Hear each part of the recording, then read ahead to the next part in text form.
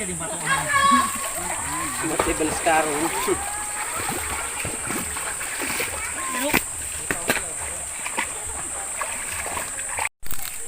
Dire-dire ako ito mapag-on siya sa bakakan. 1, 2, 3. Na.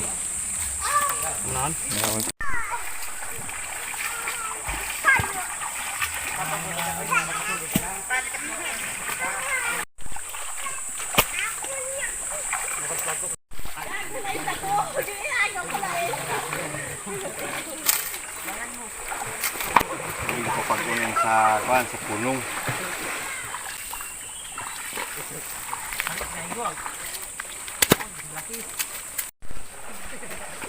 Lima pa mo.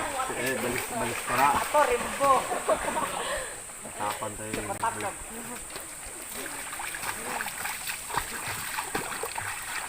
Bulog. Ay, ka lang? Good morning mga ka-farmers, mga ka-senior. So dari kami continuation at among improvement sa akon nga fish pond.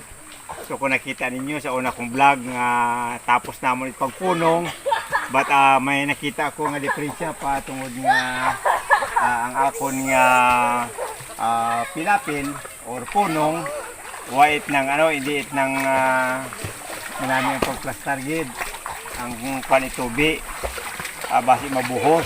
So dari ginaayos ko ang ako ni ginobra para mapag-on. So gina-merge ko ang bato ag lapok na so dari kami nag-uwa pa dayon ipag-obra tungod nga wa pa tubig agud to nga pag-abot nga may tubig ang ang duta medyo naka-compact na naka-press na sa dati nga ng lupa para mapag-on.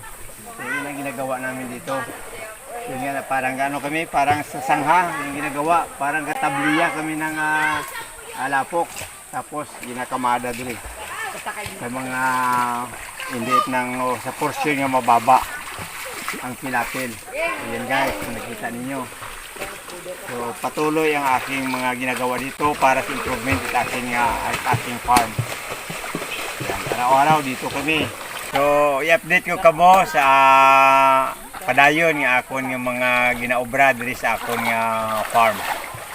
Especially dito sa sa aking fish pond ngayon. Dito kami gumagawa. Follow lang my page ang The Seniors Agri Farm. Thank you and good morning. Bye-bye.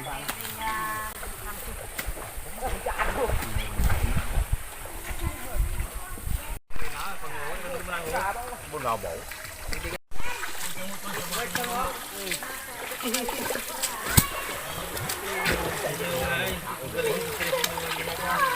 Wala na itong mga bato ka na yan po.